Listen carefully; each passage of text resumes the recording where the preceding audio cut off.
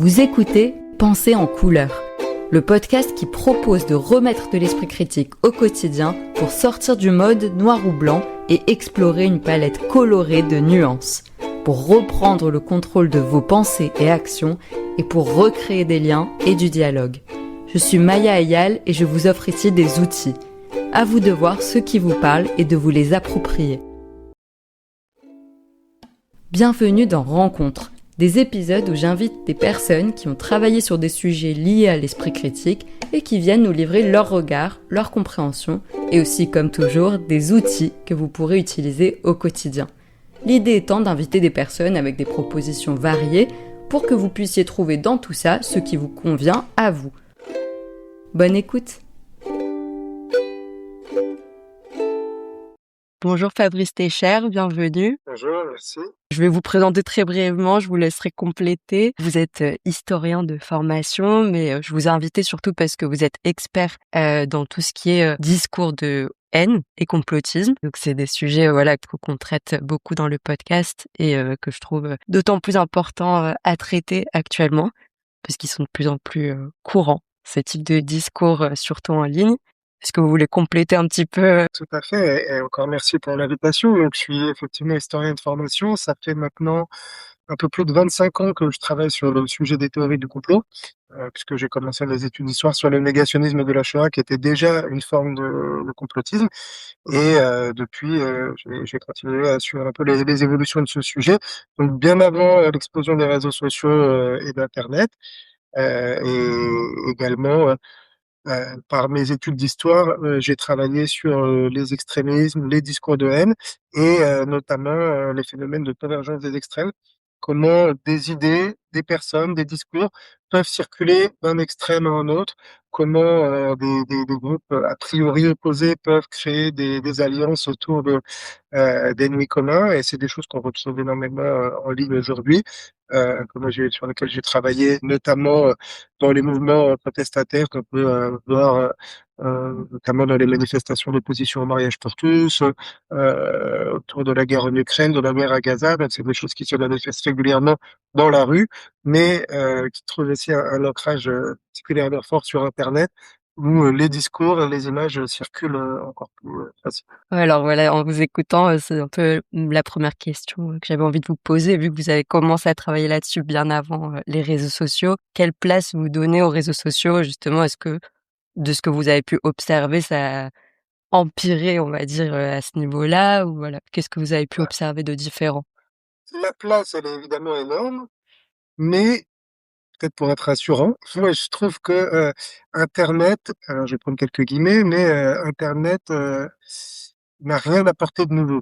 Ce qu'internet a apporté par rapport à la théorie du complot, c'est que les discours circulent plus vite, ont plus d'impact, touchent plus de personnes et donc peuvent faire plus de dégâts. Mais les théories du complot ne datent pas d'internet et les mécanismes qui font qu'on y adhère ou on peut devenir violent sur la base de ces idées ne sont pas nouveaux. La jalousie, la peur, l'ignorance, la haine, ça date pas d'internet. Et là où c'est rassurant, c'est que quand on veut lutter contre ces discours, on a déjà les outils. Ouais, donc c'est un changement d'échelle, on va dire, le fait, qu'il y ait les réseaux sociaux. Tout à fait, oui. Et là, vous citiez des différentes émotions. Est-ce que pour vous, ça fait partie du coup des facteurs principaux qui peuvent amener à ressentir de la haine ou à adopter ces discours de haine, ou de ce que vous savez, de ce que vous avez pu étudier, qu'est-ce qui peut Ouais. encourager ça? Non seulement, peut-être pour compléter en introduction, j'ai travaillé sur ces sujets par mes recherches, mais aussi par de nombreuses interventions de terrain, puisque j'interviens depuis plus de 10 ans, et même avant, en milieu scolaire, auprès de professionnels confrontés à ces publics, en prison, auprès un peu dans différentes villes et différents pays, et j'ai pu travailler aussi bien auprès de personnes qui ont adhéré aux théories du complot, que des personnes qui le relayaient, ou des personnes qui produisaient ces discours. Donc j'ai pu vraiment essayer de travailler, d'apporter un peu ma pierre sur la déconstruction de ces idées et finalement, au début, je suis arrivé comme beaucoup avec une envie d'amener du factuel, et puis au fur et à mesure, des années, je me suis éloigné de cette approche factuelle pour un travail de plus en plus sur la question des émotions. parce que finalement, ce qui fait passer, je trouve, de l'idée à l'acte violent, c'est vraiment la question des émotions. Ouais. Et pour le coup, Internet, et peut-être qu'on parlera des émotions récentes de l'intelligence artificielle, joue beaucoup sur les émotions. Et c'est vraiment là-dessus que le passage des idées aux actes peuvent se faire. Et pour moi, c'est aussi là-dessus qu'on peut travailler pour les prévenir ou les déconstruire. Ouais, bah, effectivement, c'est aussi quelque chose qui revient beaucoup, dans les différents épisodes du podcast, donc c'est bien, ça fait écho, à plein d'autres choses qui ont été dites. Bah, du coup, je rebondis aussi, j'ai vu un post à vous, assez récent où vous disiez justement, je pense que c'est ce que vous êtes en train d'expliquer, que vous pensiez que c'était plus intéressant, de travailler le libre arbitre que l'esprit critique. Est-ce que vous pouvez expliquer, ce que vous voulez dire par là? Bah, l'esprit critique, c'est ne pas croire tout ce qu'on nous dit, et les personnes qui sont très imprégnées de théorie du complot ont, à mon avis, un peu trop d'esprit critique. Ouais, tout à fait. Simplement, ils refusent de croire, ce que leur disent les médias, ce que leur disent les intervenants, ce que leur disent les politiques. Moi, j'étais intervenu dans un lieu, un jour où je croise un autre intervenant, qui intervenait auprès du même public, et il me dit: «Moi, j'ai bien travaillé leur esprit critique, je leur ai bien appris à se méfier de BFM». Bon, je suis pas sûr que c'est forcément ce dont ils avaient besoin, pour lutter contre les discours de haine, ou les extrémismes. Finalement, moi, ce que je dis toujours, c'est le libre arbitre, c'est penser par soi-même. Donc ce qui m'intéresse, c'est que les publics auprès desquels je travaille ont le droit de penser ce qu'ils veulent. Ouais, bien Voilà, sûr. moi, si les gens ont envie de penser que la terre est plate, personnellement, je suis pas, astrologue ou professeur de SVT. Donc moi, c'est pas mon rôle de leur expliquer que la Terre est ronde ou plate, et Mmh. puis personnellement, je suis incapable de l'expliquer. Par contre, eux, ils sont très bien capables d'expliquer qu'elle est plate. Moi, ce qui m'intéresse, c'est, qu'ils pensent ce qu'ils veulent, tant qu'ils ne recourent pas à la violence évidemment, mais que ce soit le fruit de leur propre réflexion et pas un discours répété, parce que évidemment, alors, si on parle vraiment, des discours extrémistes et des personnes qui passent à l'acte, elles sont beaucoup dans des discours répétés qui peuvent être très construits, très Ouais, solides, très argumentés, très cohérents, mais pas digérés, pas intégrés. mmh. Ils sont uniquement répétés. Ou alors, quand on est dans la prévention plus primaire auprès des plus jeunes, bah, on a ces discussions classiques de, «Ah oui, j'ai vu ça, sur internet. Oui, mais où sur internet? Oh, je sais plus. Quelqu'un m'a dit», on sait tous. Et donc je vais beaucoup, moi je travaille en collectif essentiellement, travailler notamment sur le fait de parler à la première personne. Ouais.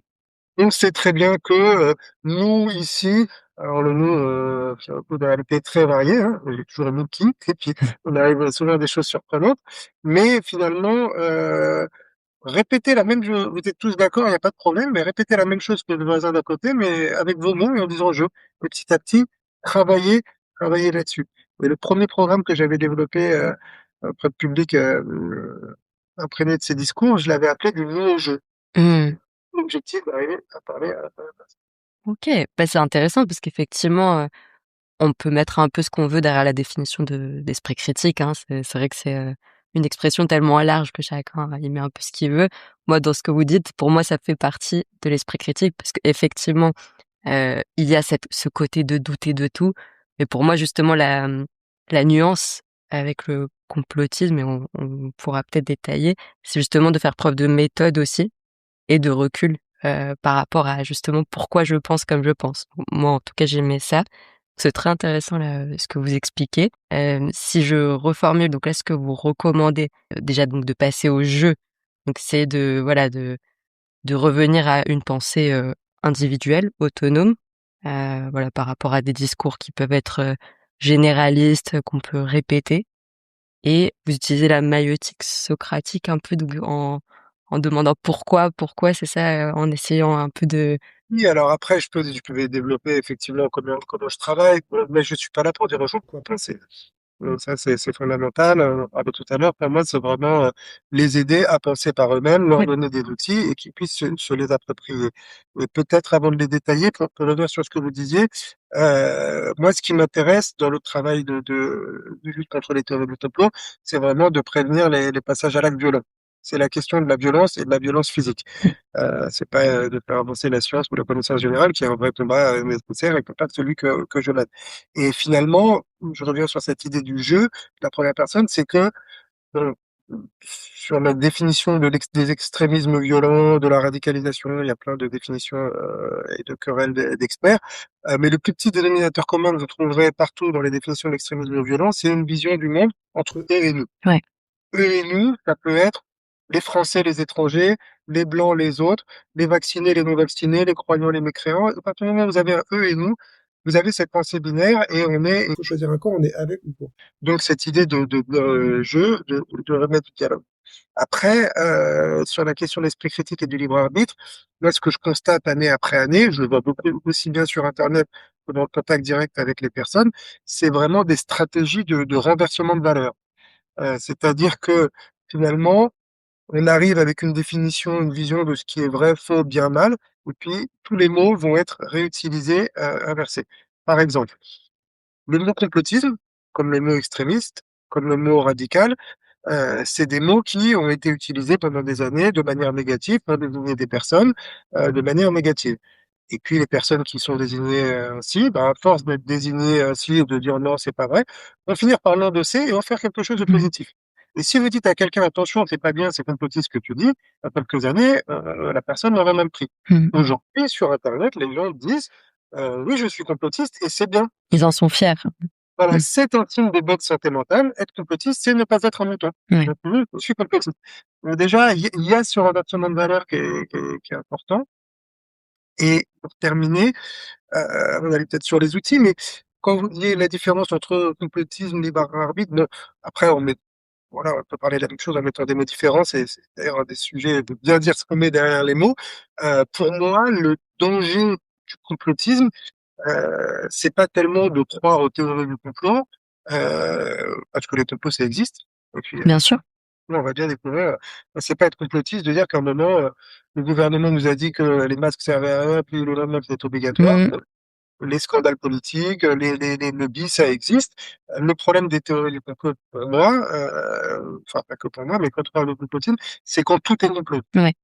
C'est différent. C'est quand tout est complot et que les complots expliquent tout dans la marche du monde. Oui, c'est un système de pensée, en fait, c'est ça, Ouais, voilà, c'est pas juste de se dire: «Ah bah tiens, moi j'ai fait mon intervention milieu scolaire, il y avait un ado, son truc c'était, la zone 51, délire des États-Unis et c'était ça et rien d'autre». Ouais, c'est pas forcément dangereux, ça peut être un délire d'adolescence et que ça passe. Mais quand on commence à relier ça à d'autres choses, c'est là où ça peut Alors je me rappelle plus, j'avais vu aussi un chiffre qu'en réalité, bon, une grande majorité de la population croit en certaines théories complotistes, voilà, de manière, enfin pas c'est pas tout leur système de pensée. Donc est-ce que voilà, c'est peut-être ça, la différence entre, quelqu'un, qui peut, croire momentanément en une théorie qui va pas impacter, toute sa vie et voilà, quelqu'un qu'on appelle entre guillemets «complotiste» qui est, peut-être, voilà, dans un quelque chose qui va être généralisé à toute sa vision du monde. Est-ce que ce serait ça? et c'est là où moi je trouve que c'est un peu dangereux les études et les sondages qui sortent sur la théorie du complot chaque année. Que quand on nous dit que, 50 des ados adhèrent au moins à une théorie complotiste ou que 30 des Français adhèrent au moins à une théorie complotiste, ça fait pas forcément d'eux des dangereux. Oui. Voilà, moi je crois que le Covid a été créé dans un laboratoire en Chine. Est-ce que je suis forcément dangereux? Mmh. Ça dépend de quoi, si on est dangereux. Ça dépend évidemment, comme on l'a dit à l'instant, si je rattache ça à tout un tas d'autres choses, si je vais relier dans de même idée, Epstein, le Covid, plein d'autres crises en disant que finalement c'est la même personne et les autres. Mmh. Moi, je me rappelle d'une personne, complotiste auprès desquelles j'avais travaillé dans un atelier, qui s'énervait, ça m'est arrivé 2-3 fois, et qui me disait: «Mais, il y en a marre des théories du complot, pourquoi je vais parler des théories du complot? Il y a pas des théories du complot, il y a un seul complot». Ah oui. Et ça, c'est fondamental. Mmh. Enfin, nous, on essaye de déconstruire les théories une par une, alors qu'en fait, c'est une vision globale dans laquelle il y a qu'un seul complot. Ah oui. Mmh. Et finalement, ce qui fait que c'est dangereux, les théories du complot, c'est tout d'abord d'où elles viennent, la question de la source, c'est ce qui est évidemment le plus travaillé par tous ceux qui font du fact-checking, du debunking. C'est pour ça, quand je donnais l'exemple du Covid créé dans un laboratoire en Chine, bon, si je disais ça de manière un peu provocative, mais si je dis ça parce que je m'appuie sur le rapport de l'Organisation mondiale de la santé que j'ai lu dans le journal Le Monde qui a dit que c'était fort probable, c'est pas la même chose que si je l'ai lu sur un site, complotiste extrémiste. Donc Ou si on a évidemment, entendu un youtubeur, le dire, exactement. Donc c'est la question de la source, mais c'est surtout, et moi c'est essentiellement là-dessus que je travaille, c'est la question des conséquences. C'est qu'est-ce que, ça vient trouver comme écho chez moi? ouais. Donc personnellement, quand je parle, et ça m'arrive régulièrement avec des personnes qui pensent que la Terre est plate ou que l'homme est jamais allé sur la Lune, j'ai vu tellement de vidéos, allez, de temps en temps, sur l'homme qui allait sur la Lune serait jamais allé sur la Lune, il peut y avoir des arguments où je me dis: «Tiens, c'est vrai, c'est quand même bizarre». Bon, et finalement, et c'est les discussions que j'ai avec eux, c'est une posture, parler de reformulation, de magnétique, c'est que finalement, bon, allez, on va au bout de cette logique. Moi, je vais avec les personnes, je dis: «Imaginons, OK, peut-être que vous avez raison et que l'homme est jamais allé sur la Lune. D'accord. Qu'est-ce que ça change Mmh. pour vous?» Ouais.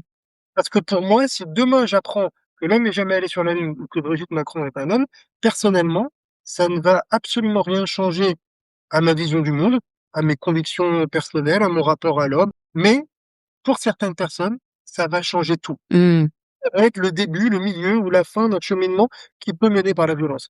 Et c'est là-dessus que j'essaie de travailler. Qu'est-ce que ça change pour vous? Pourquoi est-ce que c'est aussi important pour vous que l'homme soit jamais allé sur la Lune? Ouais. Et pourquoi c'est aussi important pour vous que j'y crois? Et comment on fait si on ne pense pas la même chose? Ouais, ouais, parce que souvent, on a l'impression que ces personnes défendent quelque chose. Et il y a une sorte de ils se sentent attaqués, enfin, pour avoir aussi parlé avec des personnes, qui ont ce type de pensée, on a vraiment l'impression que, voilà, ils sont dans une lutte un peu, de survie, même parfois. Dans une lutte, en tout cas, ils sont dans un, enfin moi je me rappelle de dispositifs où je suis intervenu auprès de personnes, donc qui étaient, suivies pour ça, et les personnes commençaient en me disant, «Bon allez-y, prouvez-moi que j'ai tort, moi je veux bien si vous arrivez à me convaincre». Je leur dis: «Je suis pas là pour vous convaincre, Mmh. pas là pour vous convaincre que vous avez tort ou que j'ai raison. Je suis là pour qu'on dialogue, pour qu'on échange, pour qu'on s'enrichisse mutuellement et qu'on arrive à accepter, continuer de vivre dans la même société si on n'a pas les mêmes idées». Ouais. Si je rentre dans le contre-argument face à des théories, alors souvent, je travaille avec des professionnels, des enseignants, des travailleurs sociaux, des éducateurs, ils me disent: «Ah moi on m'a sorti une théorie, j'ai pas osé discuter parce que je maîtrisais pas le sujet». Ouais. Oui, mais il y a pas besoin de maîtriser le sujet pour poser des questions, Mmh. qu'on a fait à l'instant là. D'où est-ce que vous tenez cette information? Pourquoi c'est important pour vous? Qu'est-ce que vous en faites? Et finalement, au contraire, moins on connaît le sujet, plus c'est facile parce qu'on ne va pas aller sur le sujet. Oui. Si vous essayez de contre-argumenter la première fois, ceux à qui c'est arrivé, chez vos auditeurs, moi, première fois qu'on est confronté à quelqu'un qui nous dit que la Terre est plate, on a envie de rire. On dit: «Bah, c'est évident que tu bête, c'est évident et c'est facile à prouver que c'est faux». Et puis en fait, je vais commencer à élaborer des idées pas très claires, je sais pas où, alors que la personne en face, elle sait déjà les contre-arguments que je vais lui apporter. Ouais, elle a Elle tout de près, a l'argumentaire. contre-argument. Vous Mmh. pouvez faire un exercice rigolo, hein, vous allez sur les réseaux sociaux, vous allez regarder les profils des experts, sur les théories du complot, de fact-checking et autres. Vous regardez leurs abonnés, la moitié, c'est des complotistes. Oui, oui, bah, oui, ils veulent s'informer, ouais, de ce qui est dit de l'autre côté. Quand on fait de la veille et qu'on cherche des contenus extrémistes ou complotistes, hein, la moitié des gens qu'on croise en ligne, c'est des chercheurs, Mmh. voilà, finalement, tout le monde s'observe et les gens savent déjà ce qui va leur être opposé. Ouais. Donc finalement, il faut faire ce pas de côté pour pas aller dans quelque chose de frontal qui permet d'ouvrir, aussi au dialogue. Oui, parce que c'est stérile, en fait, c'est ce que vous expliquez, ça va juste être de la confrontation qui va pas vraiment, apporter une quelconque solution. Oui, on voit bien les clashs qu'il peut y avoir sur les réseaux sociaux, nous, ben, finalement chacun sort renversé et tout le monde est content de soi, Ouais. c'est Et est-ce que vous êtes d'accord, du coup, il y avait une autre, invitée, une psychologue sociale, Séverine, Falkovitch, qui explique qu'en fait, même les croyances qui ont l'air anodines, à tendance complotiste, c'est un peu une porte d'entrée, vers, voilà, des croyances, potentiellement plus néfastes. Parce qu'elle explique que si on prend un peu l'habitude de croire des choses qui sont, non fondées, non sourcées et cetera, bah, ça peut, voilà, nous entraîner ensuite, dans des choses plus graves, notamment dans le domaine de la santé et cetera. Est-ce que, vous c'est ce que vous avez pu observer aussi, dans vos recherches? ça dépend de quel danger on parle. Bon, effectivement, le premier danger de théorie du complot, c'est de faire des choix de vie importants Ouais, qui reposent sur des informations erronées. Principalement, selon moi, enfin, c'est pas que selon moi, évidemment, vous l'avez dit, sur la santé ouais. ou sur le vote. Mmh. J'ai le droit de pas vouloir me faire vacciner, évidemment, ce débat-là.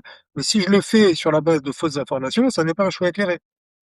J'ai le droit de voter pour tel ou tel parti, évidemment, mais si je le fais sur la base de fausses informations, ça n'est pas un choix éclairé. Donc ça, c'est évidemment, quantitativement, hiérarchie, le premier danger le plus courant. Moi, celui sur lequel je travaille, c'est celui du basculement dans la violence extrême, Ouais. dans le groupe extrémistes radicaux, qu'ils soient ultra-droite, ultra-gauche, islamistes ou autres. Et là, euh, c'est pas forcément le fait de croire d'adhérer à une croyance complotiste anodine qui va faire basculer. C'est à un moment la question de la rencontre, D'accord. physique, avec un groupe, des recruteurs, des personnes qui vont faire que on va rentrer dans un environnement dont on va pas réussir à sortir. Ouais. On se fait un peu aspirer, on va dire. On peut inspiré évidemment par les algorithmes et les bulles de filtre qui nous en font, ça c'est largement documenté, mais à un moment, on peut se faire aussi aspirer par un groupe. Ouais. Et les groupes extrémistes qui promeuvent la violence, bah, à un moment, ils savent mettre le grappin sur des gens et plus les lâcher et faire en sorte qu'ils coupent les liens et qu'ils puissent plus en sortir, comme dans les sectes, et c'est des quand même des tendances qui ne cessent d'augmenter. Aujourd'hui, on a une montée, on parlait de polarisation, on a une montée évidemment de la violence extrême politique, il n'y a pas de nouvelles, ultra-droite, ultra-gauche, une montée de la violence extrême religieuse, islamiste, on l'a vu avec tous les attentats, catholiques intégristes également, dans des mouvements d'opposition, notamment tout ce qui est les dispositifs EVAR, éducation à la vie affective, Ouais. relationnelle et sexuelle, ou droit à l'avortement. Mais on a aussi tout un tas de mouvances complotistes violentes qui sont en augmentation. Il y a les mouvements QAnon qui sont très développés aux États-Unis, qui étaient présents notamment dans l'invasion, dans l'attaque du Capitole en janvier 2021. Mais on a également plein d'autres mouvances un peu moins importantes. Alors, il y a un nouvel acronyme qui émerge, on parle de ASAGE, Anti-System, Anti-Government Extremism, dans lesquels on pourrait mettre les gilets jaunes. Alors, les gilets jaunes ne sont pas complotistes, tous les gilets jaunes ne sont pas violents, mais ceux qui peuvent être tenus uniquement par une peine du gouvernement et des institutions, quelles qu'elles soient, et qui vont du coup, dans les théories du complot, trouver des arguments. Mais aussi, alors, c'est anecdotique, les mouvances citoyens souverains ou d'autres, mais c'est des mouvances complotistes où on commence à voir émerger des passages à l'acte. Et puis, il y a également tout ce qui est autour des mouvances masculinistes, incel, tout ce qui touche aux questions de genre. Et enfin, tout ce qui est lié, et ça c'est un phénomène inquiétant depuis 2 ans aussi, ce qu'on appelle les mouvements nihilistes violents. Alors, on parle d'extrémisme sans idéologie. Oui, non, c'est la question du rapport à la violence qui peut pousser des adolescents aussi à passer à l'acte. On voit quand même qu'il y a des liens avec les nazis ou les criminalités organisées. Peut-être pour moi, le lien dans tout ça avec la théorie du complot, c'est la question de la posture victimaire. OK. C'est-à-dire, finalement, quand tout est complot et que tout s'explique par des complots, bah, finalement, ça veut dire que rien n'est de ma faute. Ouais, on se déresponsabilise aussi, c'est ça? On responsabilise. Non seulement il y a un bouc émissaire, rien n'est de ma faute, puis en plus j'ai un bouc émissaire, donc c'est très bien. Et effectivement, c'est déresponsabilisant.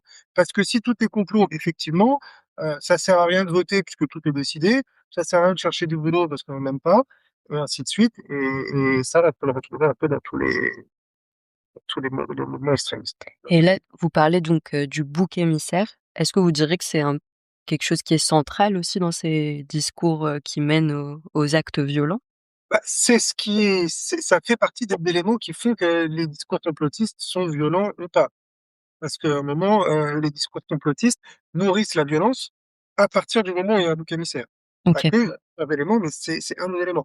Finalement, ce qui est impressionnant avec internet, c'est qu'avec une même vidéo complotiste qui va simplement poser des questions, sur le tunnel qui s'effondre ou l'assassinat du policier Ahmed par les frères Kouachi, vous allez avoir, des personnes différentes qui vont utiliser la même vidéo avec des conclusions différentes.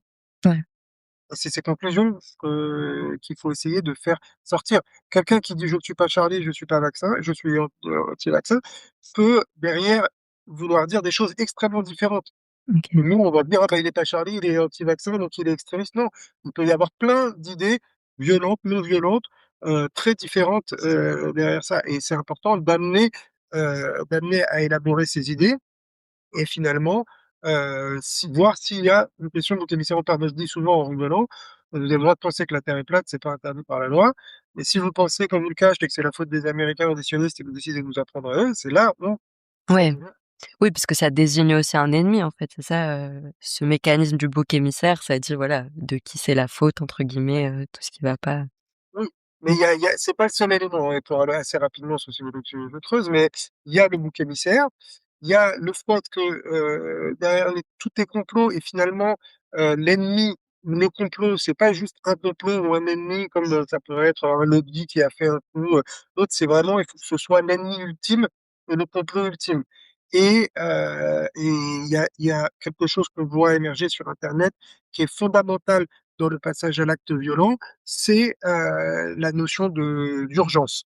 Ouais. Pour qu'il y ait passage à l'acte, il faut qu'il y ait un danger, il faut qu'il y ait un ennemi, et il faut qu'il y ait une urgence à agir maintenant. Mmh. Hein. Et, face au grand remplacement, c'est maintenant, tant que les Blancs on est majoritaires en Europe, qu'il faut agir. Dans l'intégrisme islamiste, c'est vraiment les signes de la fin des temps, l'eschatologie, qui fait que c'est maintenant qu'il faut agir. On le retrouve aussi dans certains mouvements écologistes violents face à l'urgence climatique et ainsi de suite. Et Mmh. cette urgence, elle repose sur beaucoup sur aussi le sentiment de peur, qui Oui, est fondamental. c'est ça, l'urgence souvent ça, ça fait appel aux émotions et ça coupe un peu, justement la prise de recul, le fait de pouvoir réfléchir, non, Et d'ailleurs il y a beaucoup de d'arnaques qui jouent là-dessus, hein, même, enfin voilà, quand on essaye de nous voler des choses, on nous dit: «Ah vite, vite, il faut cliquer sur tel lien». Enfin, c'est souvent un peu les mêmes mécanismes et est-ce que du coup, le discours, c'est vraiment le point de départ? Est-ce que il y a toujours un discours qui précède les actes violents? Ou ça peut arriver qu'on saute tout de suite quasiment, à l'acte? Alors, l'histoire nous montre qu'il n'y a pas de passage à l'acte qui ne soit précédé de discours dans l'extrémisme violent, c'est-à-dire la violence physique motivée par une idéologie. Mais même dans toutes sortes de violences, hein, je prends les violences conjugales, c'est rare qu'elles soient pas précédées de propos violents. Et c'est parce qu'il y a toujours cette violence verbale qui précède la violence physique que c'est fondamental de lutter contre la banalisation de la violence Mmh. verbale. Parce que la violence verbale, elle monte année après année, et on l'a vu dans l'histoire malheureusement, on s'habitue à des termes qu'on aurait pensé impensables il y a quelques années et qui nous rapprochent de la violence physique. Si on prend l'expression grand remplacement, il y a quelques années, quand elle a émergé, elle était sulfureuse, personne n'osait l'utiliser en dehors de cercles extrémistes. Et puis, vous avez présidente du conseil régional d'Île-de-France, Valérie Pécresse. Ah oui, OK. Valérie Pécresse, quelques hommes politiques des Républicains qui l'utilisaient sans l'utiliser, qui parlaient de grand déclassement, de remplacement. Ils voulaient pas dire le mot grand remplacement, c'était trop sulfureux. Éric Zemmour, il y allait, et puis il a imposé et puis maintenant, le nouveau mot qui arrive derrière, c'est la remigration. Et quand on l'entend que dans des cercles extrémistes, et puis petit à petit, le Ouais. terme va s'imposer, et ainsi de suite. Et c'est comme ça qu'on se rapproche de la violence, et c'est pour ça que c'est fondamental de rappeler la violence des propos et de baisser la banalisation de la violence. Ce qui a changé depuis 2, 3 ans, vraiment de manière assez rapide, c'est ce que je disais tout à l'heure par rapport au nihilisme violent, à la violence sans idéologie, c'est qu'on a alors ça reste quantitativement un nombre très faible, mais en explosion, et alors dans toute l'Europe et dans le monde entier, de mineurs qui passent à l'acte. Ouais. Vous avez pu entendre parler d'attaques au couteau, de projets d'attentats, de criminalité en Norvège et même en France, de criminalité organisée, narcotrafiquants qui vont lancer des primes de 10 000 € par des meurtres, et il y a des adolescents qui du jour au lendemain vont passer à l'acte. On sait que sur les réseaux sociaux, notamment TikTok, amène extrêmement rapidement des Mmh. contenus violents. Il y a eu une affaire, un procès par rapport à des contenus qui poussaient au suicide, à l'automutilation ou à des contenus extrémistes. Et donc, chez des mineurs, on peut voir un passage à l'acte violent qui ne passe pas par la case idéologie, qui ne passe pas Mmh. par la case peur, qui ne passe pas par la case verbale, Voilà, c'est des phénomènes en pleine expansion, même s'ils restent très faibles en quantité, ils sont en augmentation là partout dans le monde.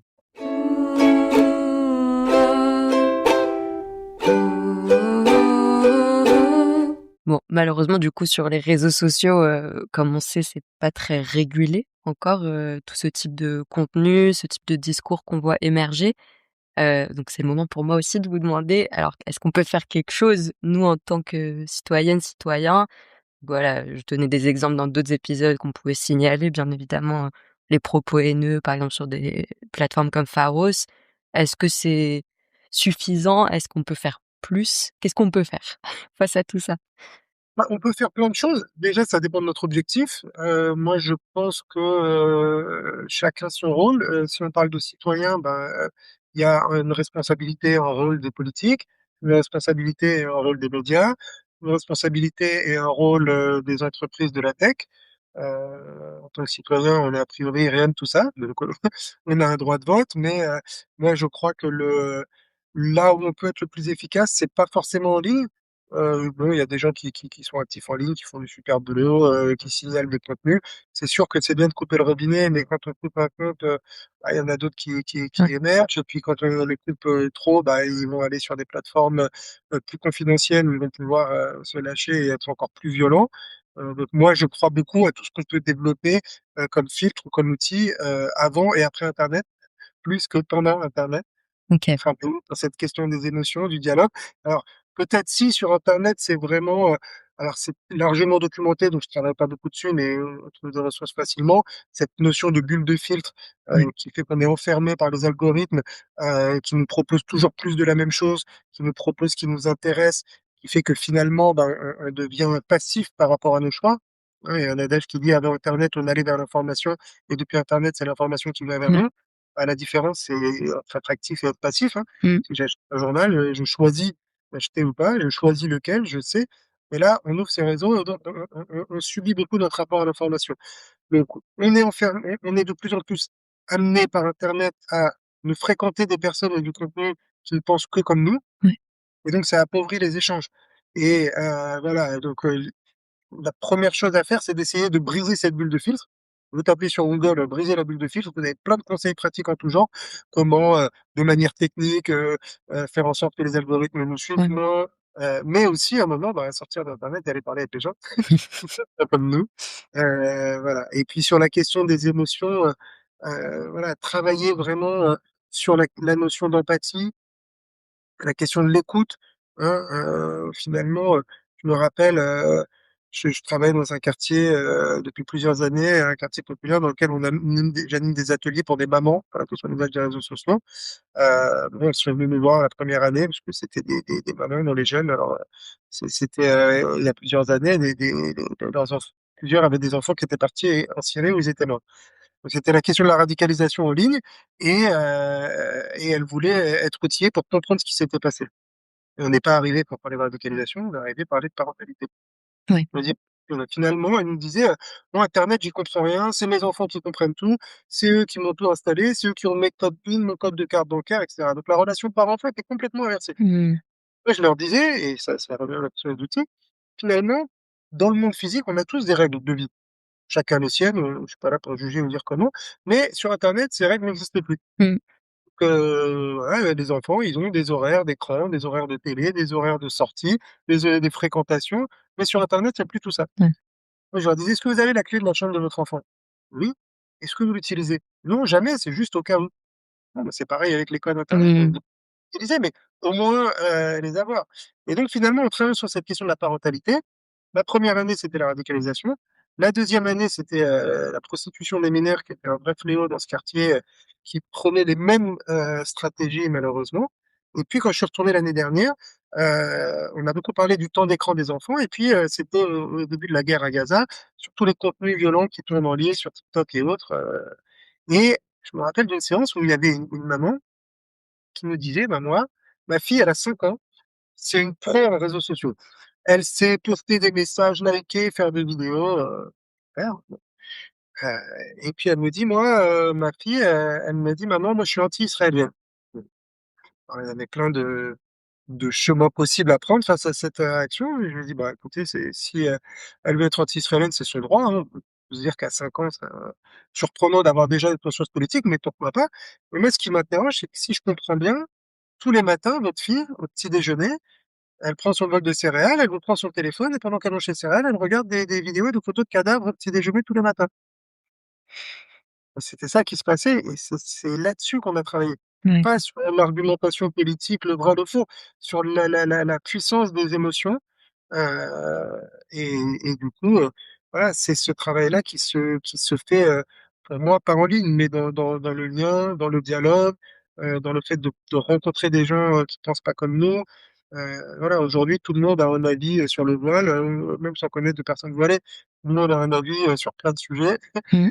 Voilà et avoir un avis sur plein de sujets, c'est aussi un problème d'ailleurs parce que, maintenant, ça c'est vraiment pour les professionnels, mais que ce soit les parents, les profs, tous, on a du mal à dire qu'on sait pas Ouais. et justement, moi j'ai pas de problème à dire que je sais pas et je trouve qu'on en sort, grandi. Alors, Mmh. comme si on sait pas sur le sujet qui est le cœur de notre métier, c'est un problème, mais à un moment, on n'est pas obligé d'avoir des connaissances, géopolitiques, biologie ou dans tous les domaines. Ouais, l'humilité, ça c'est aussi quelque chose qui revient, beaucoup dans ce podcast, que c'est important de revenir à cette posture-là et accepter qu'on peut pas tout savoir. Effectivement, c'est impossible, personne ne peut tout savoir, d'où l'importance aussi de pouvoir faire confiance à des experts, heu, voilà, pour, avoir un peu plus de connaissances. Je voulais aussi vous poser la question sur on n'a pas parlé du processus de déshumanisation, qui aussi fait partie beaucoup des discours violents. Voilà, comment vous le définissez déjà? Qu'est-ce que c'est que la déshumanisation? Et est-ce que, c'est aussi systématique dans ces discours-là? Bah, la déshumanisation, c'est ce qui va permettre le passage à l'acte violent, donc c'est plutôt, c'est des choses qui sont très progressives, et puis plus on approche de l'acte et puis plus c'est important. Donc cette déshumanisation, elle est beaucoup passée avant internet par les paroles. Ouais. Si on prend les génocides du XXe siècle, on sait que les nazis, dans les camps, parlant des juifs, ils disaient pas, les juifs ni les personnes qui appelaient par leur nom, hein. Il avait un numéro et il disait en allemand Stück, un morceau, un objet en bout.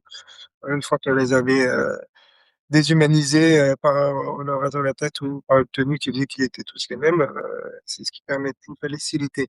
Dans le cas du génocide des Tutsis du Rwanda, la propagande Hutu, parlait de Inyenzi en Rwanda, les cafards et à un moment, dans la propagande, les gens disaient pas: «On va aller tuer des Tutsis, on va aller tuer nos voisins». Ils disaient: «On va aller écraser des cafards» Ouais. et souvent quand les gens disent: «Oui, mais comment des gens peuvent s'en prendre à des bébés, des femmes, des enfants, des» bah, c'est qu'à un moment, ils ont plus l'impression d'avoir en face des femmes, des enfants, Ouais. ou des bébés et ça, ça passe beaucoup par les paroles, par la caricature, par la propagande. Depuis, quelques années, avec le développement des réseaux sociaux et des attentats terroristes, la déshumanisation, elle passe aussi par le par la banalisation de la violence extrême. Vous avez une consommation importante, alors je vais pas généraliser, mais en tout cas chez ceux qui passent à l'acte, de contenu violent. On Mmh. sait que, bon, si on prend si on parle de terrorisme islamiste, la propagande de l'État islamique, elle avait, beaucoup de discours très, ciblés.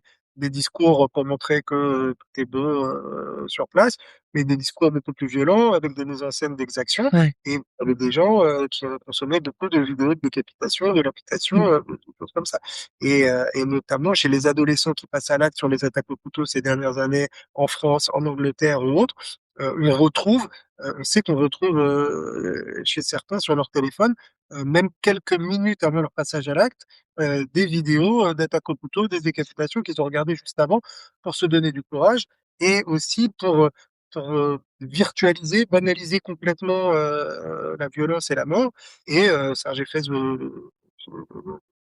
le décrit très bien et c'est pas le seul évidemment. Toute cette banalisation de la violence, supprime l'empathie, Mmh.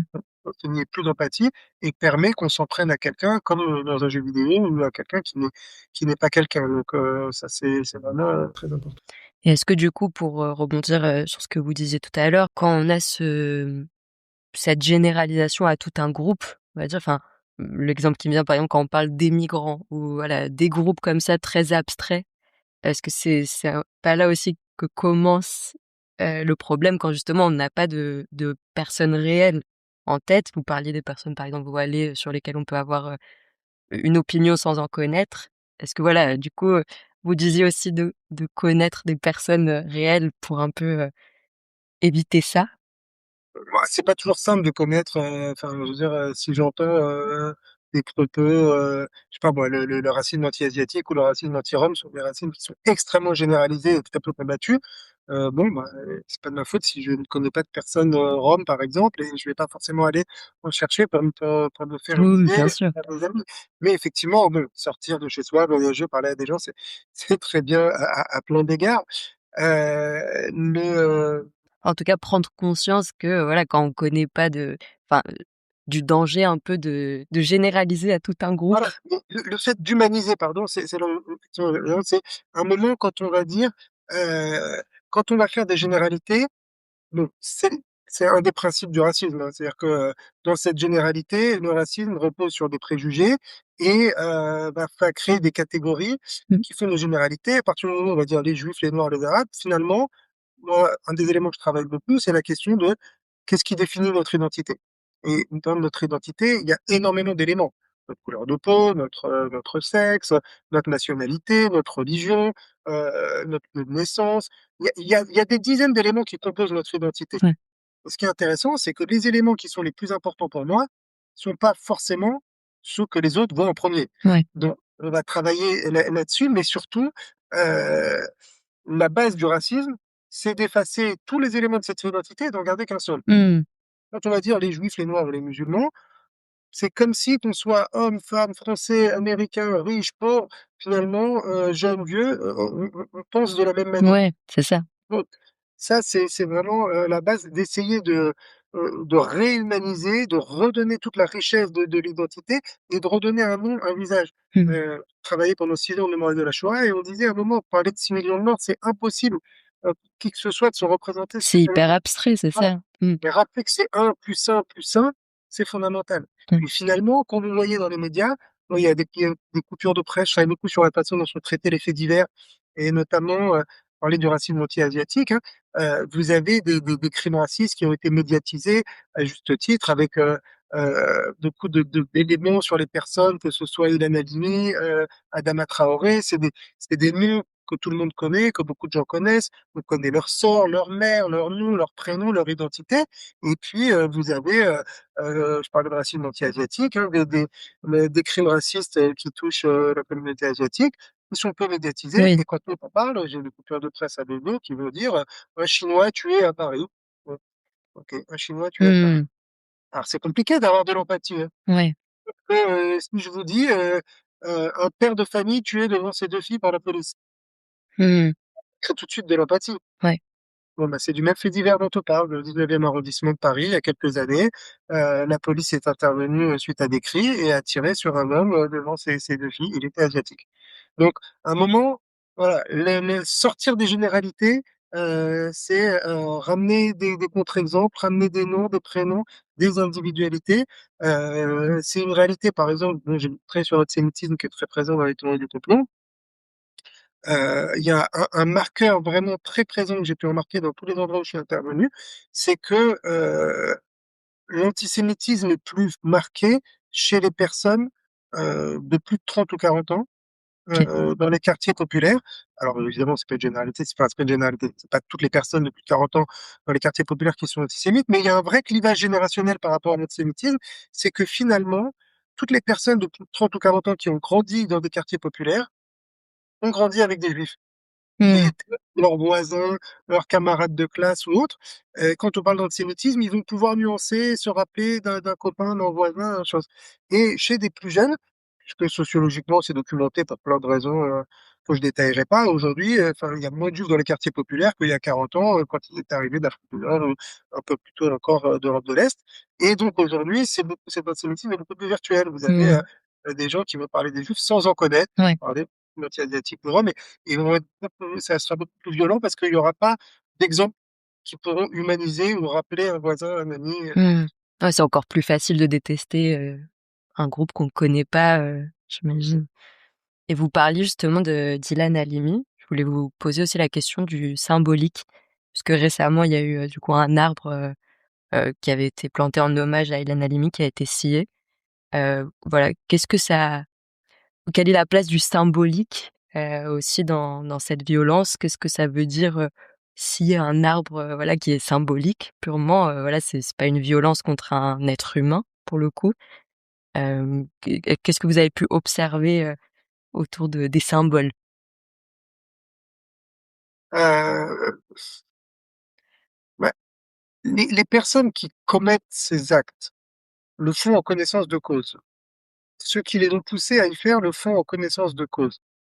Mais ce qui est important pour amener de la nuance, puisque c'est l'objectif de notre podcast, c'est que quand on est confronté à des discours complotistes, c'est important aussi de bien distinguer le niveau d'imprégnation idéologique des personnes auxquelles on a affaire, parce que vous avez des personnes qui peuvent relayer des discours complotistes avec des symboliques antisémites ou autres, sans avoir aucune connaissance ou conscience de cette portée-là.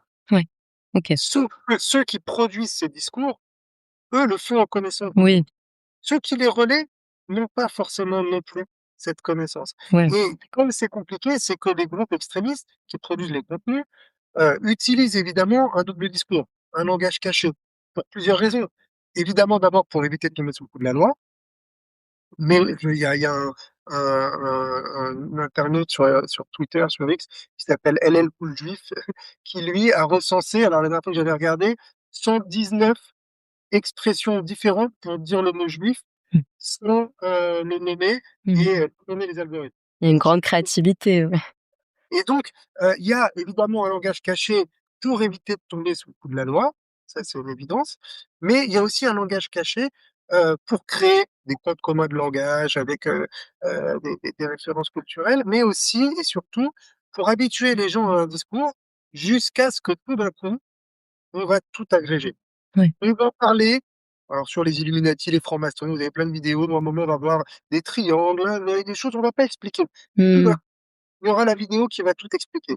Sur l'antisémitisme, on a des mèmes, des images qui circulent, on n'a pas forcément les références. Puis tout d'un coup, on va vous dire: «Tiens maintenant, regarde ce livre, Les protocoles des sages de Sion, Ouais.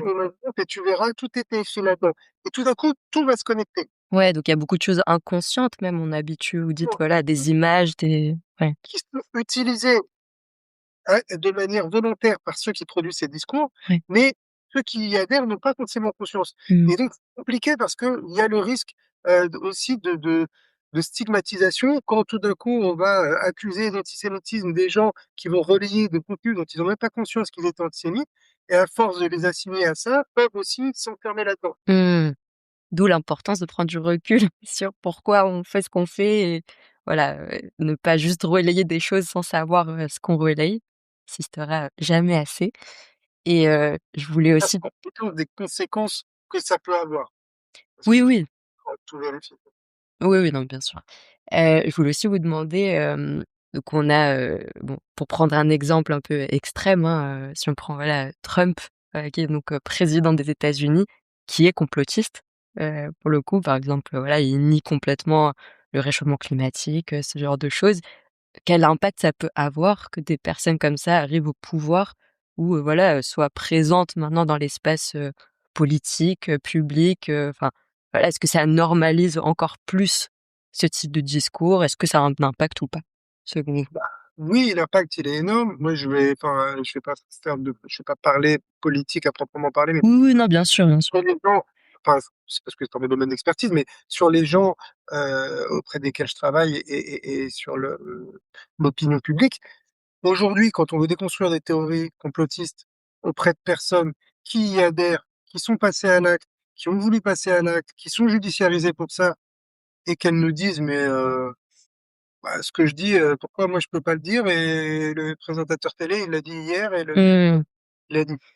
C'est Ouais. là où ça devient compliqué. Alors, ça devient compliqué, oui, sauf que, encore une fois, ça dépend ce qu'on travaille comme objectif. Moi, c'est celui de la violence physique. Donc à un moment, même si, on peut se poser la question, hein, dans l'attaque du Capitole, si, Donald Trump notamment ne cherche pas aussi la violence physique comme certains hommes politiques, mais globalement, moi, ce que je vais travailler, c'est pas l'idée en elle-même. C'est la question de en quoi ça justifie, la violence physique. mais c'est sûr que ça devient de plus en plus compliqué de déconstruire des idées si elles sont, partagées, par tous. Oui et voilà, légitimé en plus, enfin voilà, on a des carrément des figures auxquelles on peut se raccrocher, oui ça doit compliquer un petit peu la Bah, tâche. on voit, par exemple, les scandales politiques, bon, je crois que François Fillon, c'était un des premiers à parler de complot, de manière vraiment, virulente et forte quand il a été, mis en examen et l'essentiel de la classe politique, s'est complètement désolidarisé de lui en trouvant scandaleux de parler de complot, en trouvant ça populiste, et dangereux.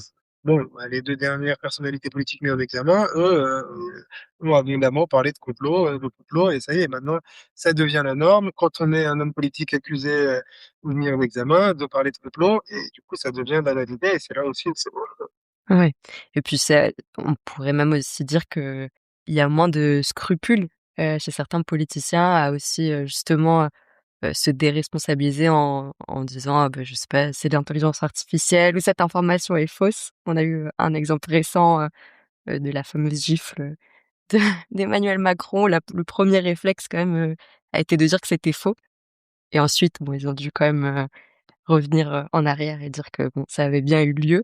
Vous vouliez aussi parler de l'intelligence, artificielle. Est-ce que voilà, vous avez des choses à dire, sur ce sujet? beaucoup veillent sur les réseaux sociaux sur l'intelligence artificielle. Les choses évoluent très vite, donc ce que je vais dire aujourd'hui sera peut-être complètement Bien sûr, ouais, ça, c'est sûr. aujourd'hui, si ça se trouve. Moi, ce que j'observe, avec beaucoup de pincettes et de guillemets, je vais le dire de manière un peu provocative exprès, c'est que l'intelligence artificielle n'amène pas de phénomène nouveau, selon moi, mais comme internet et les réseaux sociaux, décuplent l'ampleur des phénomènes. Les choses sont mieux faites, vont plus vite, touchent plus de personnes, mais j'ai pas l'impression ouais, les 2 principaux dangers que j'observe, si je prends beaucoup de pincettes, c'est pas tellement de nous faire passer pour vrai des choses fausses.